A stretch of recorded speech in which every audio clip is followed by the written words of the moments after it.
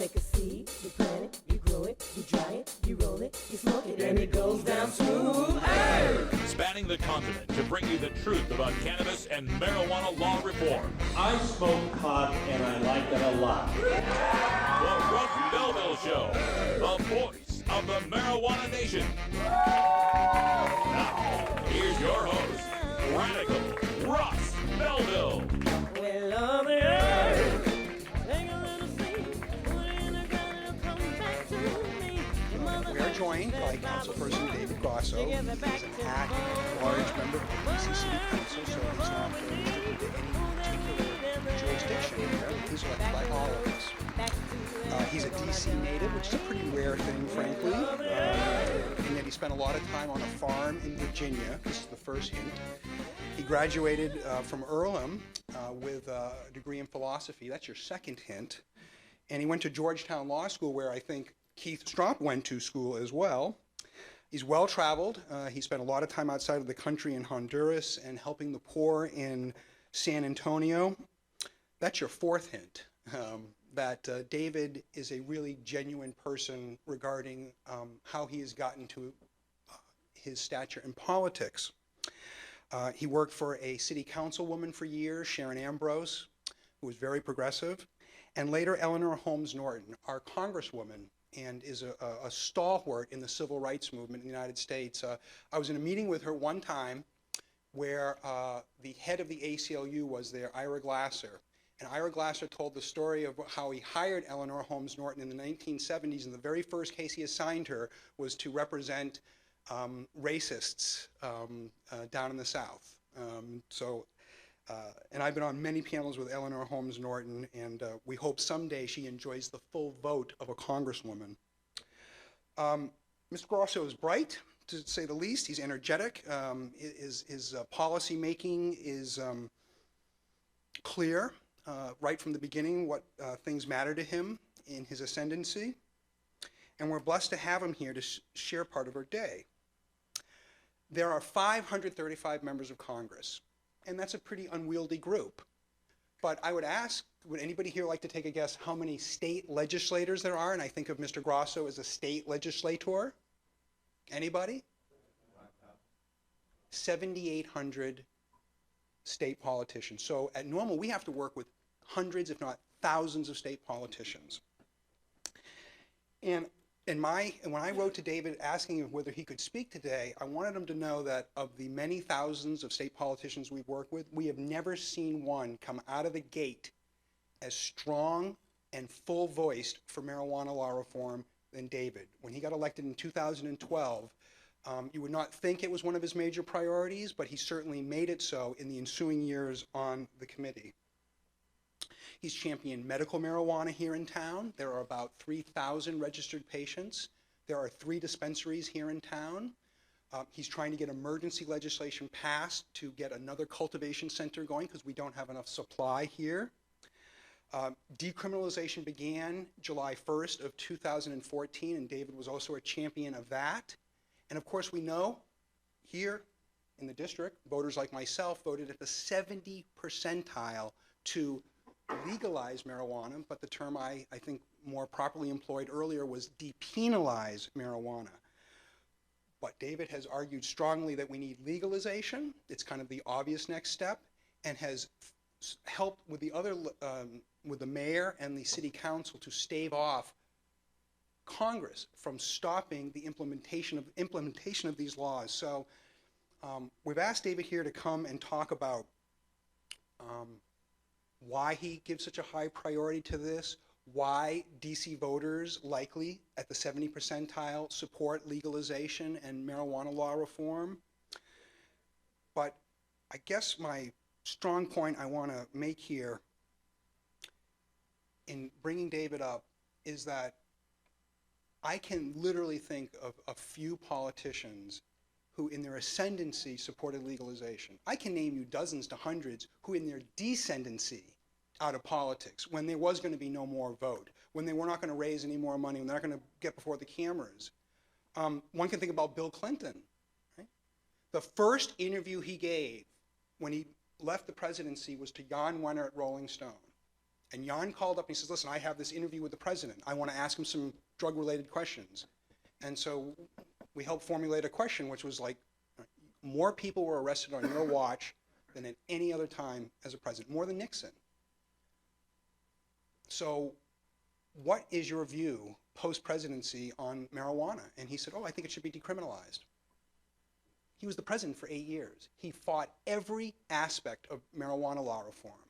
And more contemporary, think about Barbara Boxer, awesomely powerful senator from California. But only when she declared that she was not going to run did she finally come out in favor of major drug policy reform. We don't have to worry about that with David. From the very beginning, he has been a clear voice. And when he's done with his remarks, we have an award for him, and we'll talk a little bit about that award. Thank you, David, for coming and speaking here today. David Grosso, DC City Council.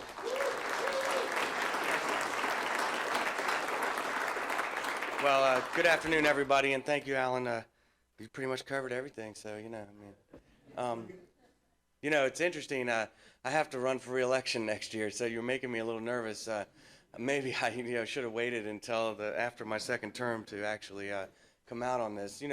I didn't really want to come out and work on this issue. In fact, I knew all along in my life and the experiences that I've had in my life that it was important to do, and I knew that it was necessary for our country to move past prohibition of marijuana and drugs in our country. I knew that the war on drugs had failed, and I knew that it was time for us to move to a new place here. But I had other priorities. I was hoping to be fully engaged on education issues and on health and human services issues, which are so important to the people of our city. And now I am the chair of the Committee on Education, so I'm able to do that, and I'm really proud of that.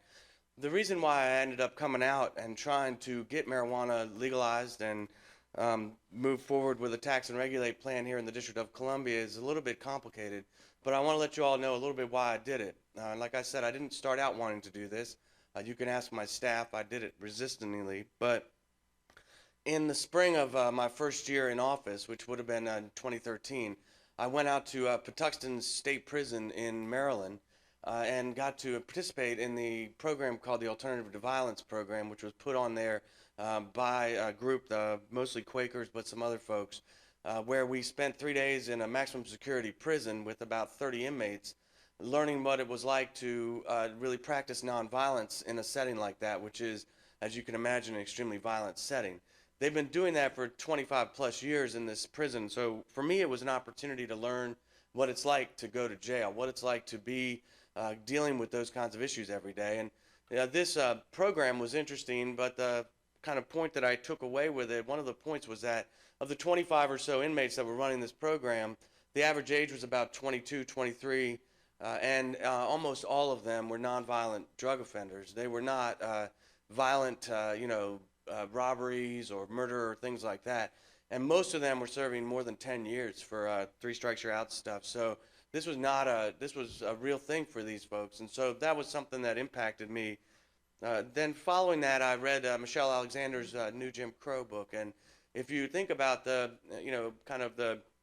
incredible amount of effort that's been put into putting people behind bars in this country over the past 20, 30, 40 years, and then you read her book and you see how unjust it is and how unfair it is across the board, you begin to have to reflect on that. You have to think, well, if you're in a position of power, what do you have to do to change that? And then further in that summer, the ACLU and the Washington Lawyers Committee came out with a study in the District of Columbia that noted that 91% of everyone that was arrested for nonviolent marijuana offenses were people who are African Americans in our city, even though it was equal 50-50 people who actually smoked marijuana in the District of Columbia. So if you put those things together, you start to realize why when I thought about how I was going to have an impact on that, there was really only one answer to that, and that was to try to put a program in place that would tax and regulate marijuana just like alcohol in the district, and ultimately send fewer and fewer people to jail.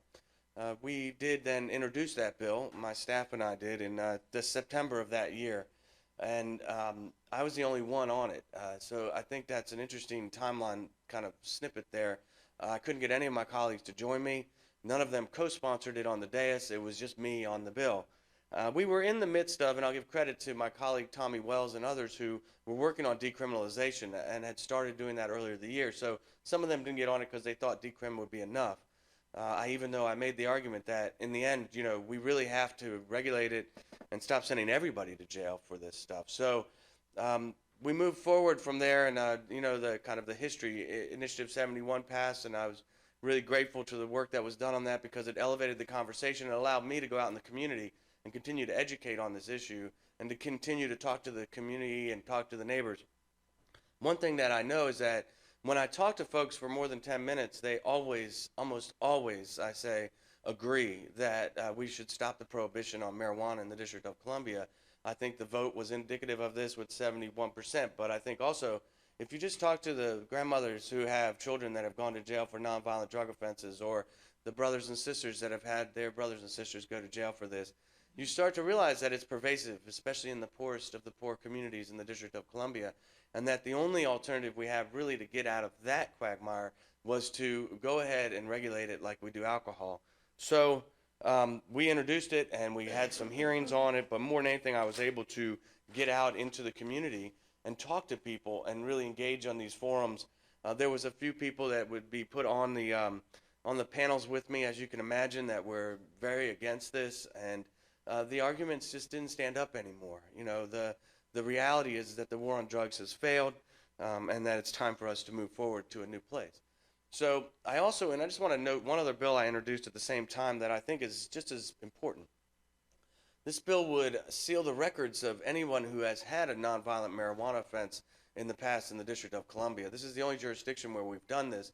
That bill passed unanimously and is now law in the District of Columbia. So if you had a misdemeanor or felony nonviolent offense in the District of Columbia in the past, I felt like it'd be uncool to just let it go forward. I couldn't quite let you out of jail because our inmates are in the Bureau of Prisons in the federal system, as you know, probably, maybe you don't, but we don't have a local jail system or prison system in D.C. So our inmates, once you get sentenced to a long term, go on to Colorado and California and other places, and it'd be very hard to get them to come back, although some did that back in the day when we changed the sentencing disparities for crack and powder cocaine. We were able to get some folks released early, which I think would be important here if we could do it.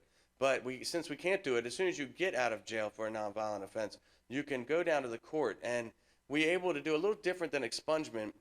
We were able to put the law in place so that the court has the burden to prove why you shouldn't have your record sealed. And your record is sealed all the way through your arrest record, not just your court proceeding or your court case. So this is a real effort to try to make it so people can go on to a higher education, can get jobs, can get public housing in the District of Columbia. This is in effect right now in the district, and we are slowly rolling out our plan to advertise it, so I hope you guys will keep that in mind. I want to note the reason why we don't have tax and regulate in D.C., and I think it's important for you guys since you're going to be going up to the Hill tomorrow, and I hope that you'll keep us in mind while you're up there.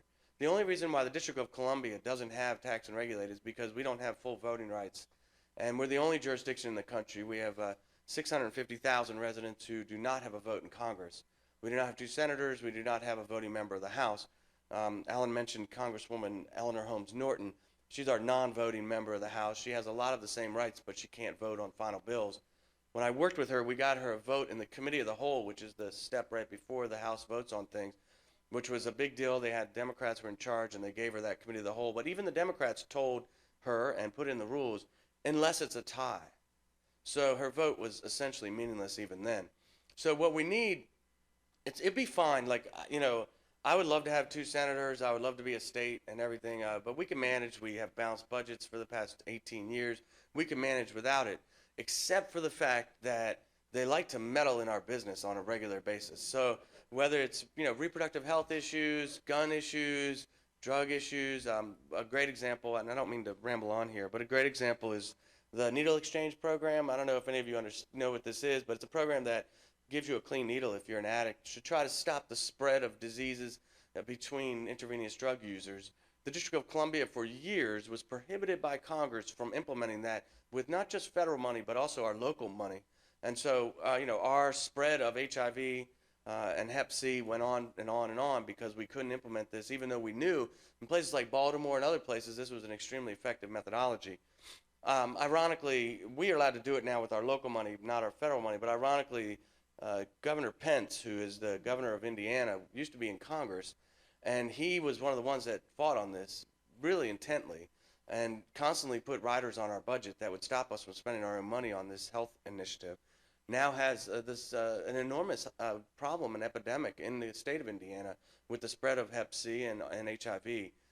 And he is now having to adopt the needle exchange program in Indiana because he realizes that it works. Now, they put all these things on us, and ultimately, what happens is it's a small minority of folks that make it their number one issue. So we have folks up on the Hill that think that we are, a petri dish of some sort, that they can try out issues on us or gain credit in other places. For example, Marco Rubio, who's running now, right before he announced he was going to run for office, he introduced a bill that said, in Congress, that said that all D.C. gun laws are, totally wiped clean. There's no D.C. gun laws. And so he didn't get it passed. But that was, a little thing for the NRA to say, you know what, there's not going to be any gun laws. I'll fight for that. The only reason he did that in D.C. is because in Florida, they already have that. So he couldn't actually go and make that happen in Florida. So he just did it here in D.C. to get more points. That's what they've done with marijuana now. So we have some of these knuckleheads that are up there on the Hill that are trying to intervene on us with our drug policy in spite of the facts, in spite of the reality that sending people to jail doesn't make any difference here and that it only makes things worse. In spite of the reality that the majority of the people that are arrested prior to decriminalization and prior to Initiative 71 were African Americans, and that continues today when it comes to where do you buy your drugs. You buy your marijuana, some people can get somebody to come to their house and perhaps that's safe. But when you're an African American selling it on the street, you're still arrested for it. And so until we get full regulation of marijuana, we haven't won.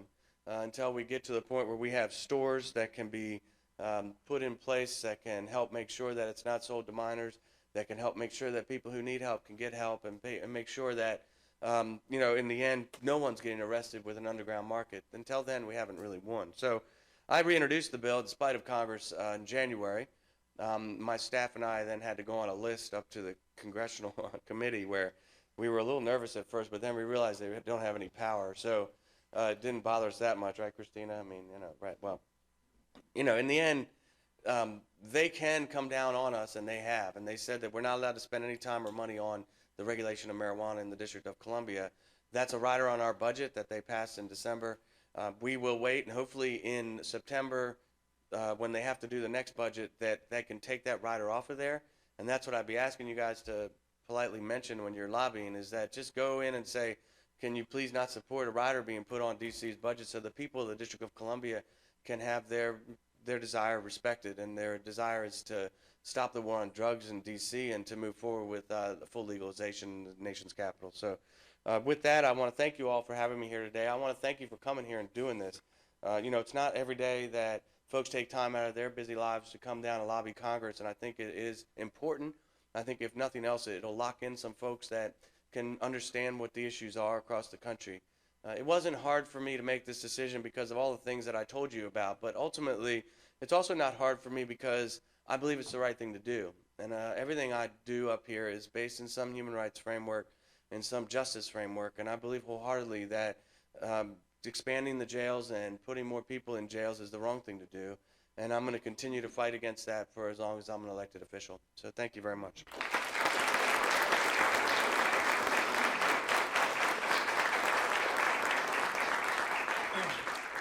Thank you, David. And to be fair, he was very equitable. When he says they, what he's really talking about are Republicans.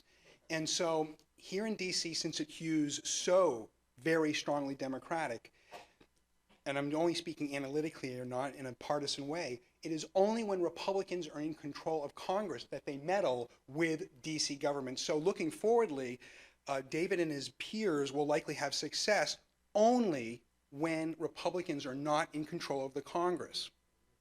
So this is our Rufus King Senior Award for Outstanding Public Leadership. It's been received by a number of politicians around the country. I think from what you heard today from David, you can just imagine how quickly marijuana law reform would happen around the country if our state legislatures and city councils were populated with men and women like himself. And as I suggested in my remarks, I think that is happening. It's a fait accompli. It's called demographics. So Rufus King was one of NORML's first board members.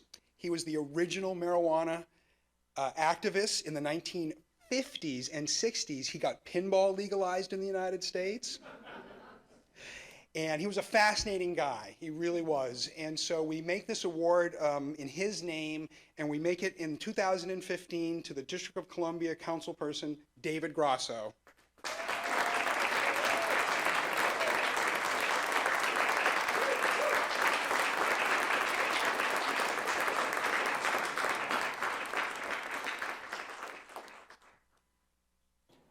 420 Radio is brought to you by Sacred Serum, who is focused on creating elegant and sophisticated cannabis solutions through its line of dispensers and vaporizers that come preloaded with the world's finest cannabis concentrate. Sacred Serum's concentrate is made on pharmaceutical-grade supercritical CO2 extraction machines that use absolutely no butane or other toxic chemicals. The Vesica, the company's innovative new way to dab and frost, is now available in dispensaries across California.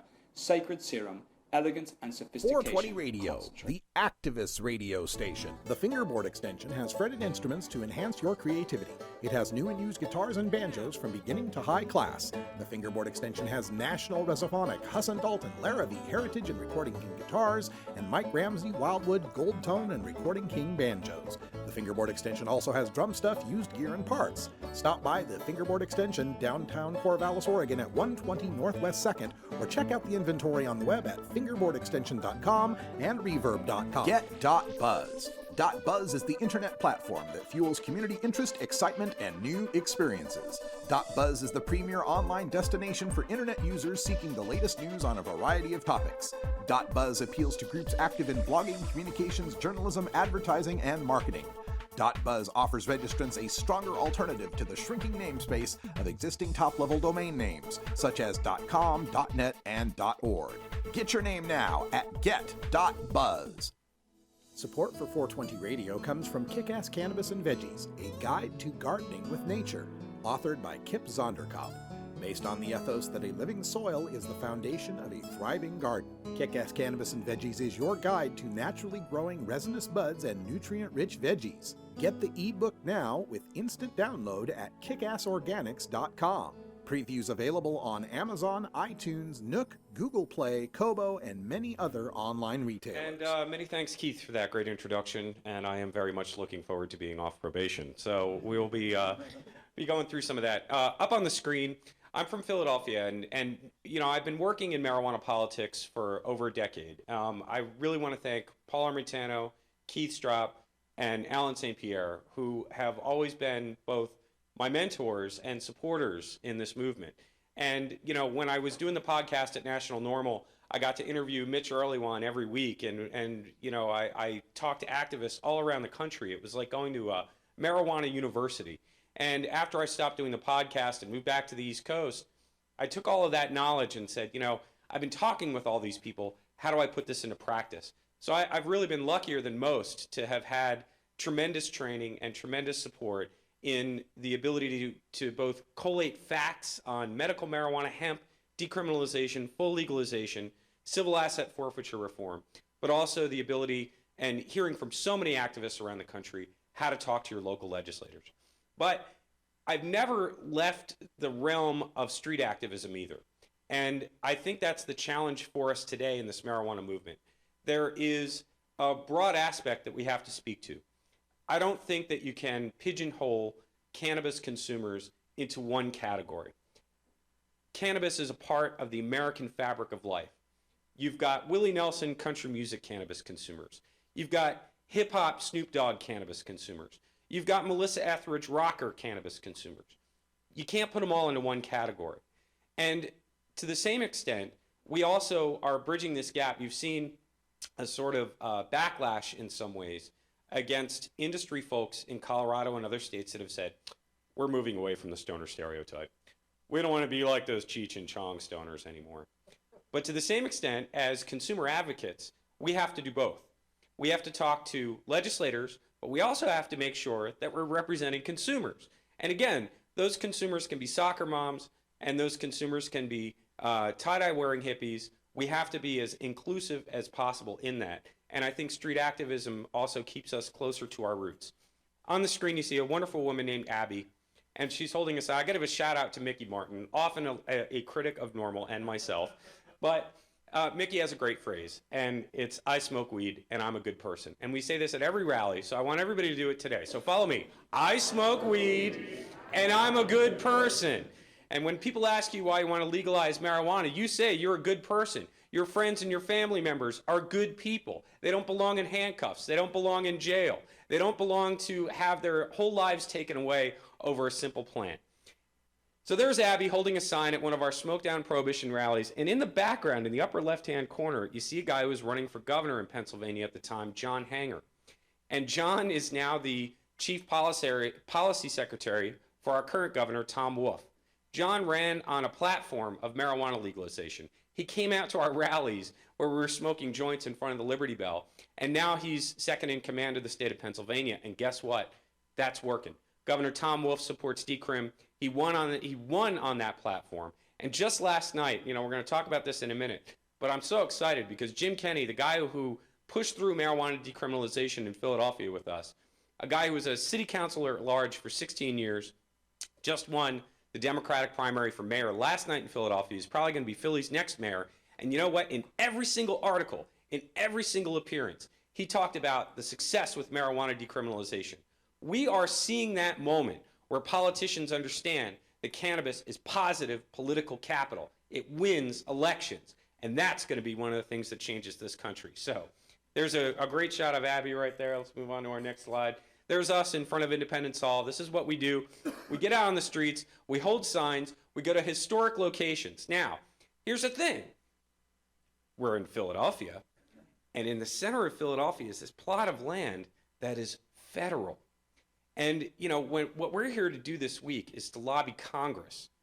Now, if you look at a map of Colorado or Washington, D.C., or Alaska, you're going to notice that a heck of a lot of the land, darn near 50% of it or more, is actually federal land.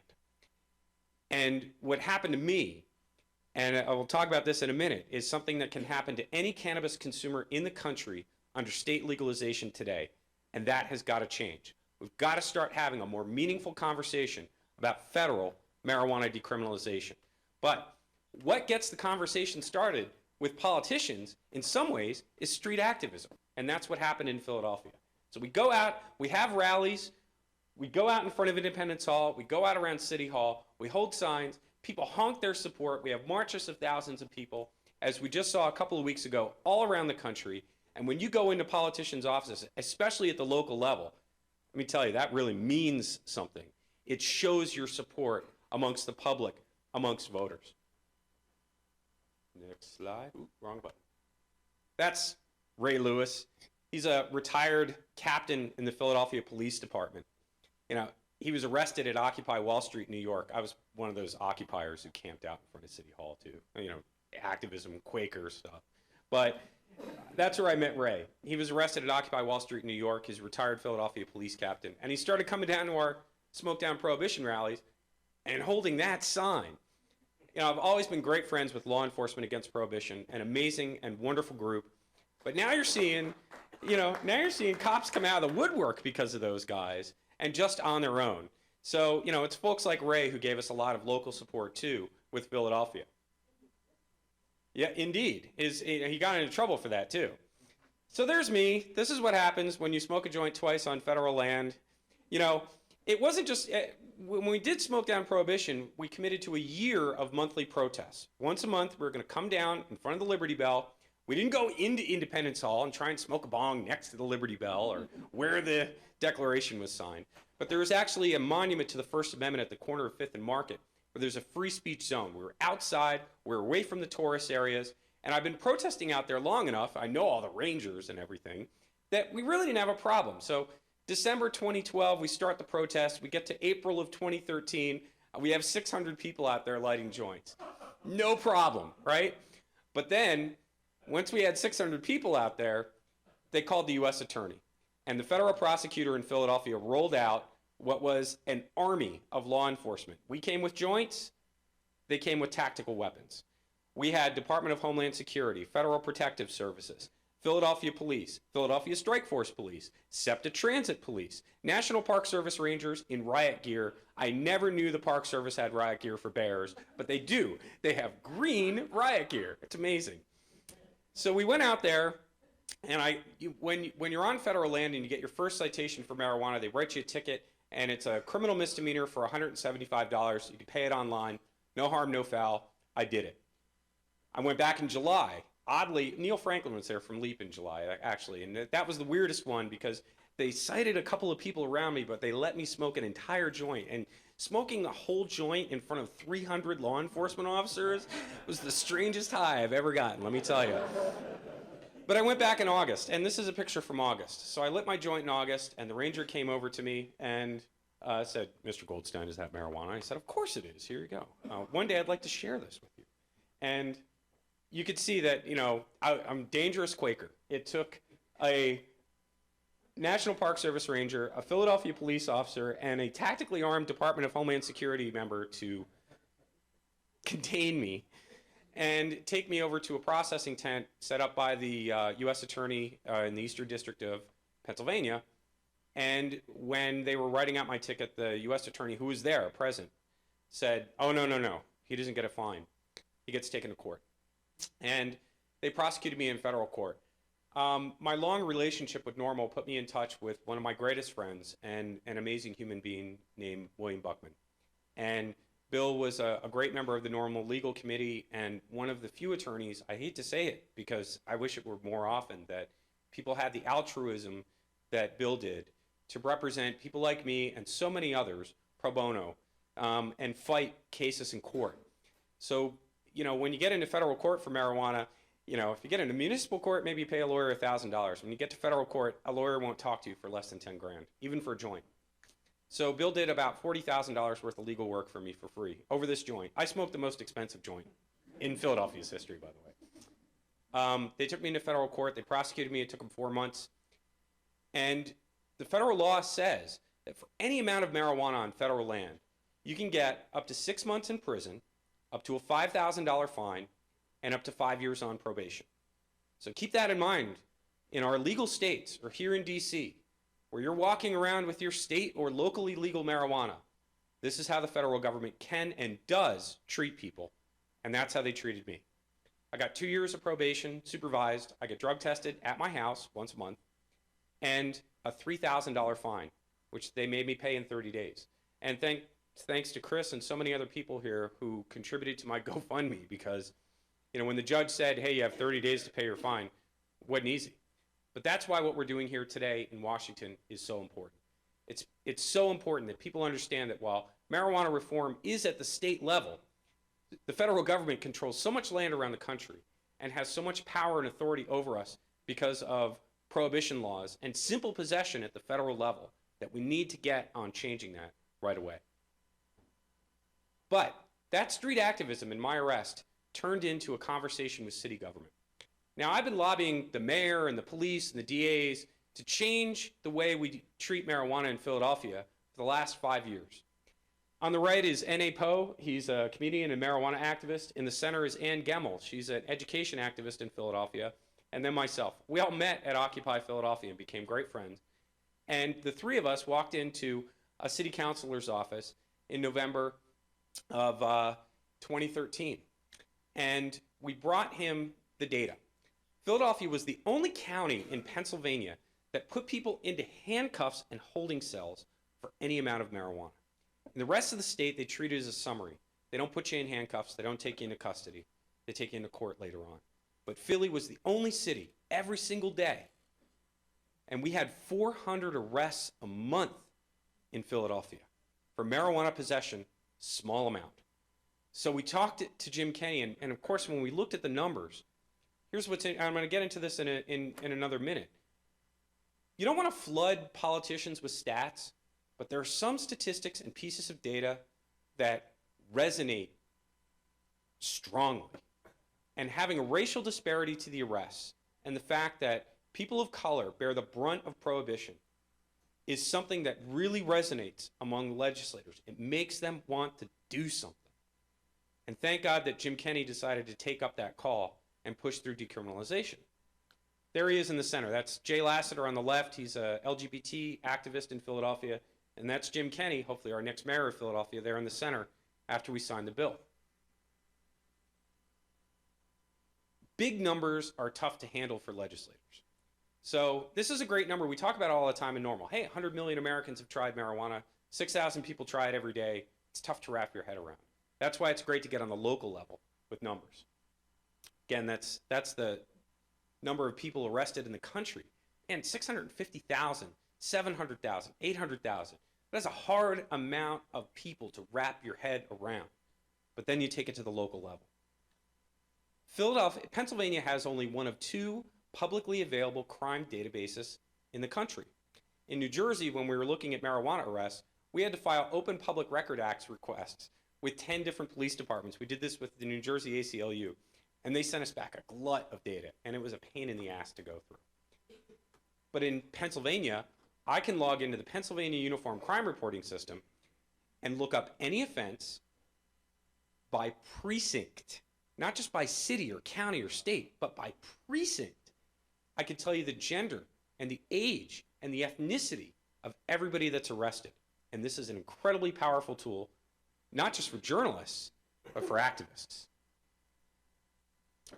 This is what we turned up for Philadelphia in a nutshell. So in the state of Pennsylvania, 18,000 arrests, adults, 20,000 total arrests, including juveniles. Sales, cultivation. In Philly, here we are, 4,336 arrests in 2013 alone. 83% African American. Now, here's what's interesting, though. Okay, so when I brought this to the police and the mayor and everybody else beforehand, they would say, there's two common questions that I get back about this when you talk about arrests from politicians. Say, okay, well, there's 4,000 arrests. Politician says, hey, Chris, how do you know that person wasn't arrested with a joint and a gun? Great answer here. This comes from the FBI's Uniform Crime Reporting Database. And just like the 650,000 number, this 4,000 number, the UCR has an algorithm in it so that if you're arrested with a gun and a joint, you get classed under the gun. You're classed under the most serious crime you're committing at the moment. So I can guarantee that these 4,336 people who were arrested for pot, the most serious thing that they were doing at that moment, I wouldn't be able to see this number unless the most serious thing that they were doing right then at that moment was getting arrested for weed. Excuse me. The other important aspect is to calculate the cost of arrests. And just this year, we have a great tool for that, which is the RAND Corporation study of Vermont. RAND did a wonderful study on legalization in Vermont, and tucked into that study was the best estimate I've ever seen on the cost of an arrest. And Vermont is decriminalized, but hasn't eliminated arrests completely. So they're able to look at the cost of a summary versus the cost of writing a citation, right? So to arrest a marijuana smoker in Vermont, and probably every other state, it costs $1,266. That accounts for the police time, the lab work, the fingerprinting, the photographing, everything that goes into an arrest. So you start calculating that out.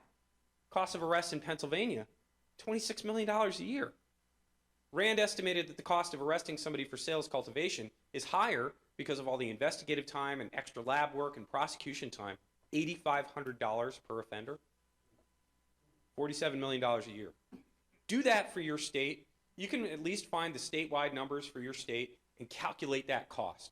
Bring that to your legislators. Because if there's one thing that speaks to politicians, it's how much tax dollars they're spending on this problem. That's Mayor Michael Nutter signing the decriminalization bill. Now, it wasn't easy to get him to sign. He took 4 months. At first, he wasn't for it. Neither was Police Commissioner Charles Ramsey, who just recently led the task force on 21st century policing for President Obama. Ramsey and Nutter were against this policy change. They didn't like it one bit. But then something happened in between when we signed the decriminalization bill, or when it passed City Council and when Mayor Nutter signed it.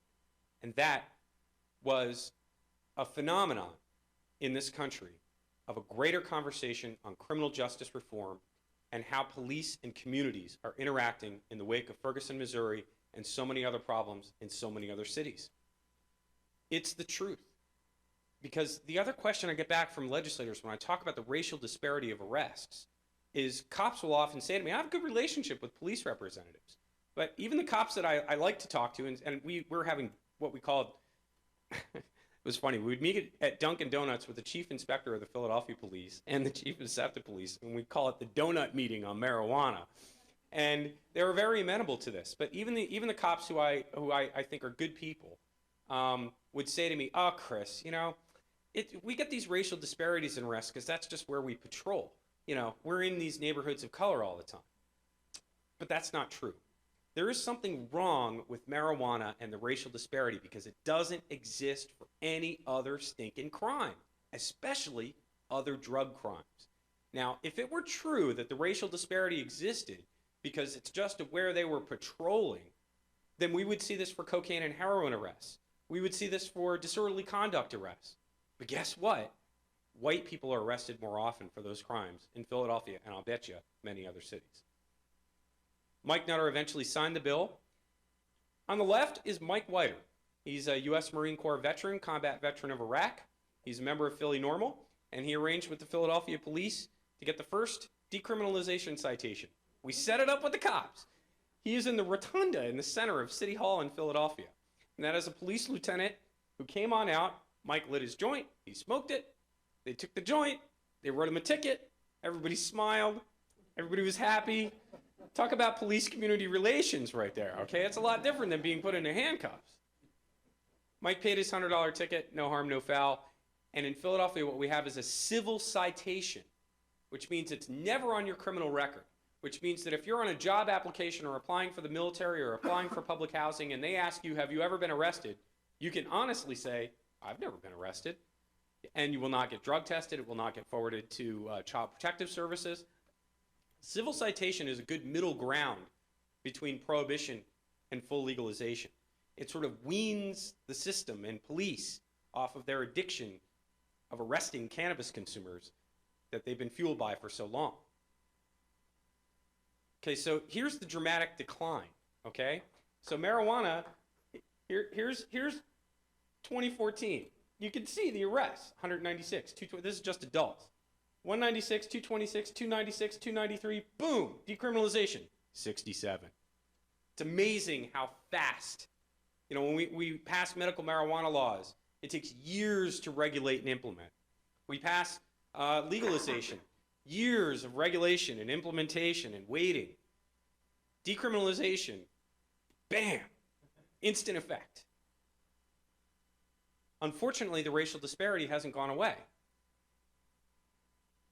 We're looking at 2013 versus 2015. Yes, the overall arrests are down. But black cannabis consumers in Philly are still 7 times more likely to get arrested than white ones. Why? It does not make any sense. There is no reason in policy, in practice, in the world why this racial disparity exists, other than the fact that marijuana prohibition has been a racist institution since the day it was created in the 1930s and continued in the 70s. Black and white arrests in Philadelphia by month. I mean, it's stark. 7 white people, 55 black consumers. Why? White people spend more money on marijuana and smoke it more often than any other ethnic group in America.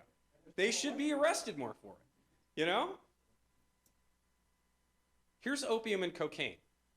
In the Pennsylvania Uniform Crime Reporting System, opium and cocaine are classified in the same category. So I can't separate out opium and cocaine. They're in the same arrest category. But take a look at this.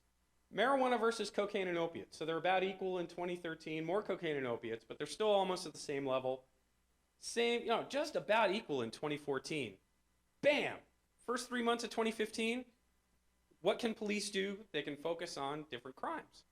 And you could see that the amount of cocaine opium arrests are 901, marijuana arrests for 3 months, way down. But here's the other interesting thing. This is month by month for the first 3 months of 2015, black versus white, opium, cocaine. You could see that white people get arrested for opium, cocaine a heck of a lot more often. Again, if police were just patrolling neighborhoods of color, high drug crime areas, you should see that be a different number. So when police and politicians say, oh, the racial disparity, it's just where cops are, I don't buy it. Not one bit. That's not believable in the real world. There is an institutional racism problem that is particular to marijuana, which gives us a powerful tool for reform. And as a Quaker, I believe in this. The reason I'm involved with marijuana reform is because I believe in social justice. I believe that marijuana reform is a wrench in the gears of society, of criminal justice reform, of healthcare reform, of so many other issues. And that's why I work on it. I like what Bill Piper said earlier today about, go lobby your legislators in something that's comfortable. Because again, back to this, we don't like the stoner thing. A lot of people are like, hey, if you're going to come to the State House and talk to legislators, you better be wearing a suit. Now, I got arrested in a suit, and I go to the State House in a suit. So I'm just kind of a suit guy. But I think, like Bill Piper said, you should go on what's comfortable. This is a bunch of Pittsburgh Normal members, and that's one of Pittsburgh Normal Women's Alliance Director Teresa Nightingale there, with Governor Tom Wolf of Pennsylvania. They go in what's comfortable, and that's what works. We're going to work on statewide decrim. We have a really kind of as many of you are experiencing at the state level. When it comes to medical marijuana, Pennsylvania just passed last week a very watered down, very restrictive medical marijuana bill that's being heralded as the best model in the nation. And we have to be careful now on the medical marijuana issue. It is so popular amongst voters. It is so popular nationwide that nobody's going to come out and say, no, we're opposed to medical marijuana. What they say instead is, look, we're compassionate. We just want something with strict controls. And we believe in having this access. But listen, we just want to do it right. I'll tell you what, you know who did it right? California did it right. California did it right way back in the day. And because politicians are quick to say that. We don't want to be like California. Oh yeah? I want Pennsylvania to look exactly like California when it comes to marijuana, okay? And that actually resonates. You cut that off. Don't back down. Don't compromise. This is hard advocacy, okay? Do not stand there and nod your head yes when they criticize California, Cheech and Chong, or stoners in general. You come back and you say, I smoke weed and I'm a good person. And that's the point of what we do here today. So take that message out to Congress tomorrow, and I'll be right there with you. Thank you so much.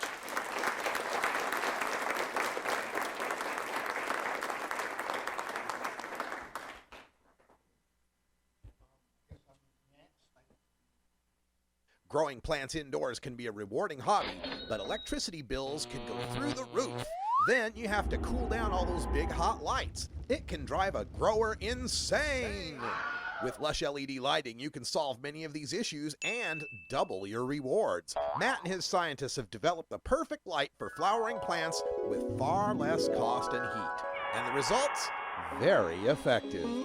Check out LushLEDlighting.com right now and tell them Radical Russ sent you. Hey everybody, it's Radical Russ here from 420 Radio, inviting you to be like me and get your ink done at Lucky Horseshoe Tattoo, Fort Worth's most female-friendly, clean, sterile, awesome tattoo shop. Thomas and his crew are true artists who can design you a custom piece or use a design you bring in. Lucky Horseshoe Tattoo also offers all styles of tattooing as well as piercings and all-around fun. In the DFW area, stop by Lucky Horseshoe Tattoo and tell them Radical Russ sent you. Trust me, it'll feel awesome. Let's find some audio. Good day, Tokers and Tokettes. Radical Russ here in Washington, D.C. at the George Washington University. We're a part of the normal legislative fly-in, and I'm joined by Cliff Perry, the executive publisher. Is that the term for? Well, actually, it's a publisher, but I am also the CEO of our public company called Freedom Leaf. Our ticker is FRLF, Freedom Leaf, and we're just happy and thrilled to be a part of this normal congressional meeting here, National Lobby Day. Now, Freedom Leaf, for the people that don't know, pretty new magazine out there. Give folks the kind of the philosophy behind Freedom Leaf. Yeah, well, we are new. Thank God we've been reaching critical acclaim. We're only 6 months old, but we have some tremendous writers and contributors. We hope and are becoming the de facto news, editorial, multimedia, and entertainment company in this space. That's fantastic. And if people want to get a copy of Freedom Leaf, the print edition, what do they do? I mean, where can they find it? Well, the best way to get it, we're limited in our circulation in that we are in 160 states. I'm sorry, in 130. Wow. 32 states, and we have 160 distributors. But unfortunately, the magazine goes quickly. So the only way you can really ensure you're going to get one is to subscribe. And that would be mailed to your house in a discreet envelope. And or you can read it online at www.freedomleaf.com. We have an e-zine portion over on the top of the right portion of the website, and you can read all of the copies from the first till the most current. They're all archived for your reading pleasure. Yeah, it's excellent magazine. It's really supportive of normal and Students for Sensible drug policy, and providing an outlet, kind of our news, our little news magazine. And I've heard tell that it's going over really well at like veteran centers and senior centers. It's very incredible in that it is, it's the type of magazine that you can show to your mother, your father, your grandmother, your doctor, your lawyer, your congressman, your senator. There's no bongs and thongs. There's Cheech and Chongs sometimes, but everything is done in a very, very professional and mature manner, educational, and we're getting the message across through art, fashion, and lifestyle. Fantastic. Cliff, thanks you so much for doing the magazine and for being here and supporting the legislative fly-in. Thank you, Russ. It's a pleasure. This is Radical Russ encouraging you to take a look at the Weed Blog every day. Johnny Green and the staff at the Weed Blog are on top of all the latest developments in the fight to end marijuana prohibition nationwide. You can even get the Weed Blog on your smartphone by installing the Weed Blog app for iPhone and Android. If it's about weed, it's on the Weed Blog, including my original writing. So don't delay, read the Weed Blog today. You know Herb Thrasher from the Herb Thrasher Flower Hour. Now get ready for Herb Age Designs for the proud cannabis consumer. Herb Age Designs, lifestyle gear for the 420 friendly. Herb Age Designs, we've got Frisbee golf discs and durable hemp gear. Herb Age Designs, we've got shot glasses, drinking glasses, coffee mugs, and beer cozies. Check us out on Facebook and online at herbagedesigns.com. And follow Herb Age and Herb Thrasher on Twitter. Good day, Tokers and Tokettes. Radical Russ here at the Denina Center, I'm told, in Anchorage, Alaska, where you can see the huge line of people waiting to get in here to the Northwest Cannabis Classic. We've got some vendor booths outside the main area here, as well as a nice photo wall built up for everyone who might want to get their photo taken at the event. Let's take a look inside. Northwest Cannabis Classic.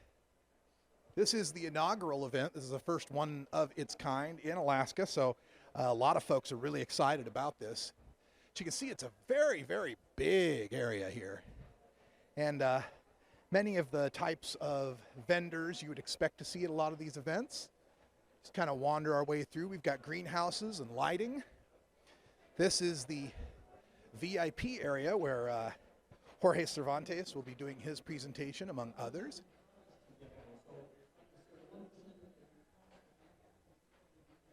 And we have some Mr. Nice Seed Bank is here. CO2 butane extraction devices as well. And as every event should have, a air hockey table. This is the pro air hockey at that. Somebody's winning. Somebody's winning. All right. We got the main stage over here. Our friends from BioTracker here. How you guys doing? Doing great. How about yourself? Oh, fantastic. Yeah, it's your first time in Alaska? It is my first time in Alaska, actually, and I'm having a great time. It's beautiful here. Everybody seems really, really into the industry so far. So. All right, we'll be back and talk a little bit more about BioTrack. I got a presentation at 1, so I just getting some footage. All right, let's see what we got over here. I do believe that's marijuana right there. Looky there, folks. Good old-fashioned American cannabis. Nice to see it. He's got display glass here. Got some Chem Dog. 22% THC, looking good. And accessories. There's always plenty of accessories to be had at one of these events. Here we're looking at one of the glass tables. Got some nails as well. And let's see if I can talk to this gentleman here, see what he's got going on. All right, we continue looking around. Cannabis shops are well represented. They've got some nice couch areas. How you guys doing? Good. See you guys. 448? I'm out of Portland, Oregon, yes. Nice. Welcome to Alaska. Thank you. Kush Gardens, Alaska. Tell them all about it. Kush Gardens. We'll be getting our license in a year. Yeah. Going to keep our heads low and play by the rules, jump through the hoops, get our license, and we are going to be specializing in clones. Oh, very good. That's one of the things is now everybody has this right to grow, but nobody thinks very much about where am I going to get my first seed from. What we're wanting to do is have it set up to where you're allowed your 3 plants. Say your wife gave you one small closet out of the house, and that's all the space you're going to have. You can come visit us every 2 months, get all new clones, get them ready to bud, get a 2-foot tall plant if that's what you need. That's the size you want. Yeah. And ready to go. I've been telling people that this whole idea of being able to take plants into like a real big vegetation mode and then just get them ready to flower, it's kind of like the Papa Murphy's take and bake of weed. Exactly. Yeah. It's like you don't have to do all the cooking, just throw it in the damn oven.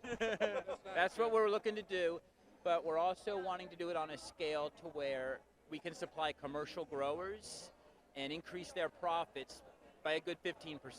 Man, that's awesome. So give people a website or a phone number or whatever they need to contact you. It's right now, you just email. We're very low-key right now. It's kushgardensalaska@gmail. All right. kushgardensalaska@gmail.com. Thanks, guys. Have a good show. Alaska. What's that? Welcome to Alaska. Well, thank you very much.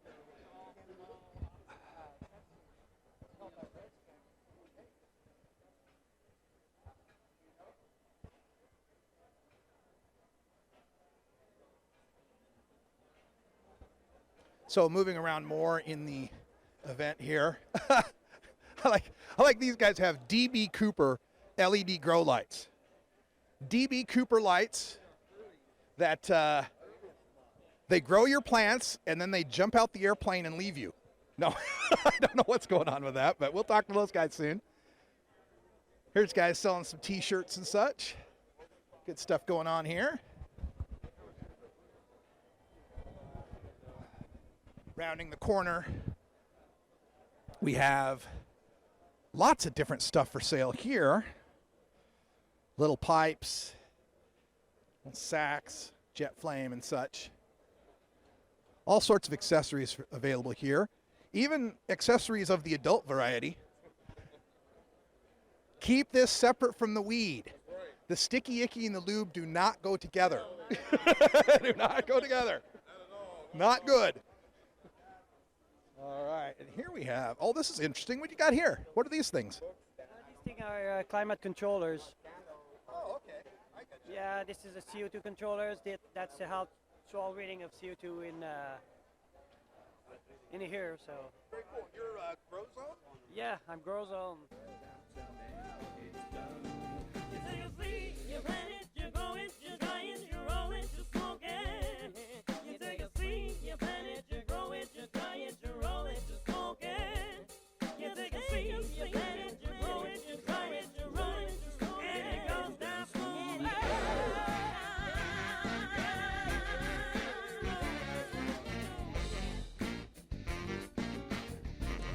We love it. We love the earth. So you gotta protect it. The Mother Earth, you got to respect it. By using that land, what gives so much. All papers for us. Soon you know we'll finally be on about the plant the mother has grown. This time around, you know if you haven't heard, we love the earth.